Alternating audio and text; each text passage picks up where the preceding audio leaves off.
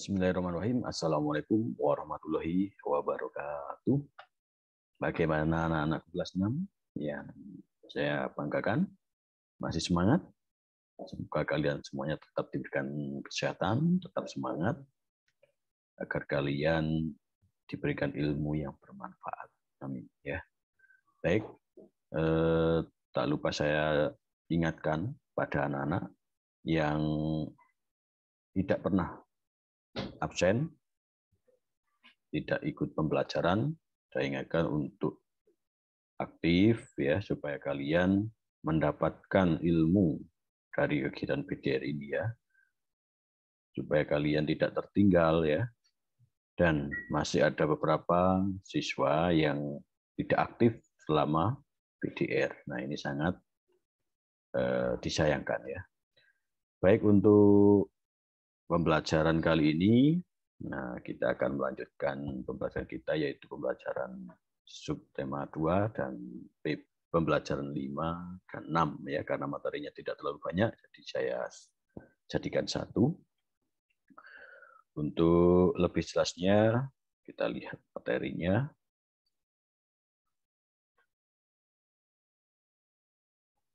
Nah ini ya, kegiatan ekonomi di negara Asia Tenggara. Kegiatan ekonomi itu apa? Kegiatan ekonomi adalah kegiatan manusia dalam rangka untuk memenuhi kebutuhannya setiap hari ya. Nah, kebutuhan ekonomi itu ada 3 ya, yaitu produksi, konsumsi, dan distribusi. Di sini kita membahas kegiatan ekonomi di negara Asia Tenggara. Nah, di negara Asia Tenggara itu memiliki potensi ekonomi yang beragam, ya, disesuaikan dengan kondisi lingkungannya. Disesuaikan dengan kondisi lingkungannya. Nah, mayoritas ekonomi masyarakat Indonesia itu bergerak di bidang pertanian. Nah, karena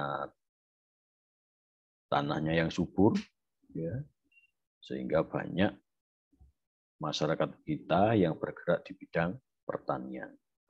Dengan komoditas utama atau hasil yaitu seperti padi, kelapa sawit, tebu, kopi, kakao, teh karet, dan tembakau. Dan tentunya masih banyak komoditas-komoditas yang dihasilkan di negara Indonesia.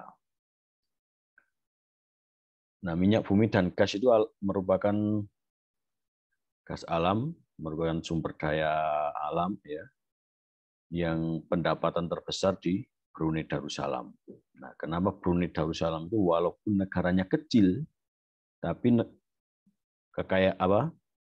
pendapatan per kapitanya besar ya. Karena di sana itu hasil utamanya adalah minyak bumi dan gas alam.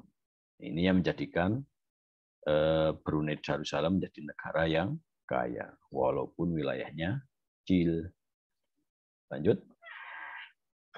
Nah, sedangkan di perekonomian di Singapura itu lebih maju dibandingkan negara-negara lain di Asia Tenggara. Kenapa bisa maju? Ya. Karena di Singapura kegiatan ekonominya bergerak di bidang jasa, perindustrian, perhubungan, dan perbankan. Jadi tidak tergantung pada hasil alam, ya, tidak tergantung pada kondisi geografisnya. Berbeda dengan di Indonesia tadi. Sehingga perekonomian di Singapura itu lebih maju dibandingkan di negara-negara Asia Tenggara yang lain. Lanjut. Lewati saja ini ya. Nah, sekarang kita ke pembelajaran 5. Masih pembelajaran 5 ya, yaitu merancang pembuatan patung. Bagaimana cara membuat patung? Tentunya kalian sudah pernah ya dengan menggunakan plastisine. Nah, beberapa tahap dalam membuat rancangan patung yaitu sebagai berikut. Nah, yang pertama harus membuat sketsa. Apa itu sketsa? Sketsa itu adalah rancangan. Nah, kira-kira patung kita itu kita bentuk apa? Entah itu meniru bentuk hewan, bentuk tumbuhan, maupun bentuk manusia, ya, atau benda mati. Setelah membuat sketsa, langkah yang kedua itu adalah memilih alat dan bahan yang sesuai. Nah, kalau misalnya bahannya tanah liat, dengan cara seperti pada gambar itu ya, dibentuk. Kalau bahannya sabun, ya, dibucir, ya. Kalau bahannya batu, dipahat, diukir, ya. Jadi peralatan itu harus disesuaikan dengan bahan. Yang ketiga adalah memilih teknik pembuatan yang sesuai. Nah, jadi seperti tadi, kalau misalnya bahannya keras seperti batu, ya tekniknya teknik memahat. Ya. Kalau bahannya lunak seperti plastisin, tekniknya adalah teknik membentuk. Ya. Itu tahapan-tahapan dalam membuat karya patung. Lanjut. Di pembelajaran 6 ya. Membuat simpulan berdasarkan informasi penting laporan. Nah, berkali-kali kita temukan materi tentang membuat kesimpulan. Artinya kalian sudah tahu ya caranya. Karena di materi-materi sebelumnya ini banyak dibahas ya. Langkah-langkahnya adalah membaca teks secara keseluruhan ya. Jadi tidak boleh dilewat-lewati, harus semuanya kita baca dari awal sampai akhir, sampai selesai. Selanjutnya, menemukan informasi penting yang terdapat dalam teks tersebut. Ya. Di mana informasi penting? Informasi penting itu bisa kita lihat di dalam setiap paragraf. Ya. Jadi kita harus bisa menemukan ide pokok dari paragraf. Dari ide pokok setiap paragraf, kita buat simpulan dari seluruh teks bacaan. Ya. Itu cara membuat atau menemukan simpulan dari teks laporan. Selanjutnya penerapan Pancasila sila kelima. Pancasila ya, sila kelima dalam kehidupan sehari-hari. Bunyi dari sila kelima adalah keadilan sosial bagi seluruh rakyat Indonesia. Sila kelima Pancasila bermakna tujuan bangsa Indonesia itu adalah tercapainya masyarakat yang adil dan makmur secara lahir dan batin. Adil itu artinya memperlakukan warga negaranya dengan sama, ya, tidak memandang bulu. Yang kaya dengan yang miskin harus diperlakukan secara adil. Makmur, ya. Jadi tujuan dari Pancasila sila kelima ini bahwa rakyat Indonesia itu harus makmur, baik secara lahir maupun batin. Kemudian keadilan merupakan salah satu tujuan negara Indonesia sebagai negara hukum. Nah, karena negara Indonesia adalah negara hukum, maka tujuannya adalah keadilan. Ya. Misalkan perlakuan hukum yang sama, ya. Tidak memandang bulu. Siapapun yang bersalah, maka sesuai dengan hukum ya harus diadili. Kemudian penegakan keadilan akan membuat kehidupan masyarakat Indonesia menjadi aman. Ya, ya. Apabila suatu negara itu memperlakukan warganya dengan adil, maka tidak akan terjadi gejolak, ya, tidak ada gejolak, tidak ada pertentangan, sehingga hidup masyarakat itu menjadi aman, tentram dan sejahtera. Ya. Tetapi kalau tidak adil, pasti banyak kesenjangan yang akhirnya hidup menjadi tidak tentram, tidak sejahtera, ya, banyak kerusuhan-kerusuhan. Jadi itu tujuan dari sila kelima Pancasila. Selanjutnya bagaimana kita mengamalkan Pancasila sila kelima itu? Ya.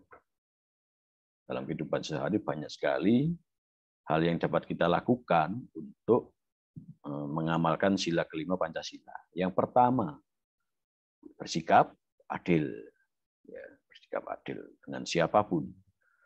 Yang kedua, menjaga keseimbangan antara hak dan kewajiban. Nah, ini hak dan kewajiban itu harus dilaksanakan secara seimbang. Tidak boleh melaksanakan salah satu yang lain ditinggalkan. Ya. Kalau kita ingin menuntut hak, ya harus melaksanakan kewajiban dulu. Kalau kita sudah melaksanakan kewajiban, maka kita boleh menuntut hak kita. Yang ketiga adalah menghormati hak orang lain.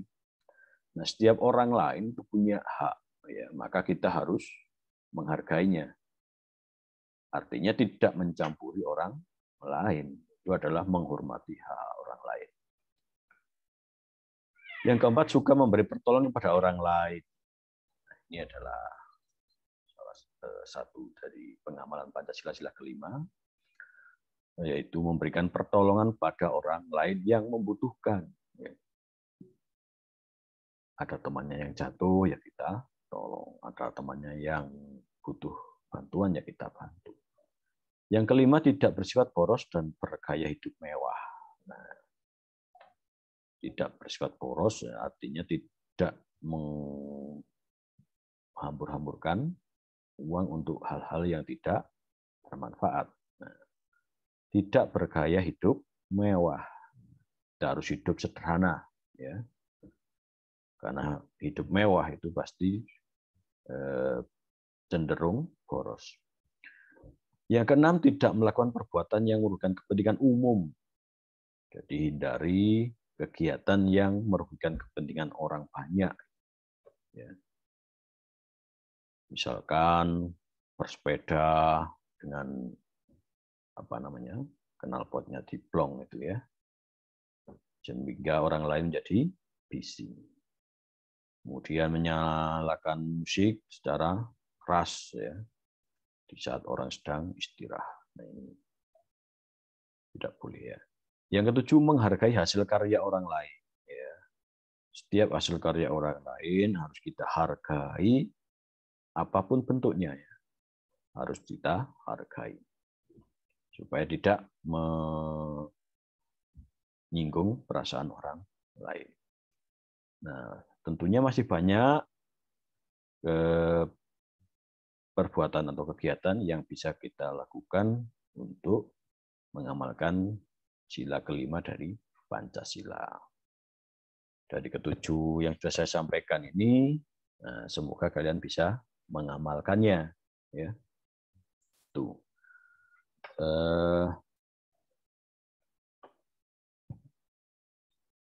Sementara itu dulu ya untuk pembelajaran kali ini. Jangan lupa nanti kalau ada tugas-tugas yang saya berikan, silakan dikerjakan untuk menguji pemahaman kalian.